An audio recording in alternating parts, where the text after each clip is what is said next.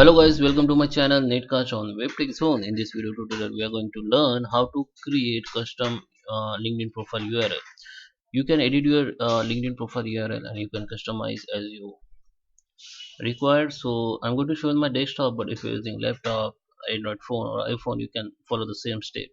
Okay, so let's start with the video. Before we start, I'm requesting you, if you like this video, hit the like button, subscribe my channel, and don't forget comments below. So let's go on my field. So this is my Excel, sorry, your LinkedIn profile. You can see, and this is my home page.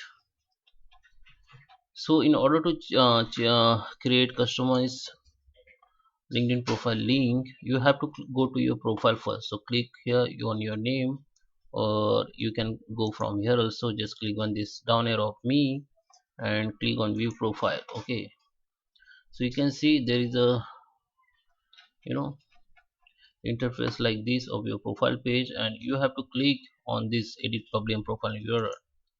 This is very short video, so please subscribe my channel if you like this video. Okay, so now you have to click on this pencil icon. Here you can see edit your custom URL. You can customize your LinkedIn profile link here.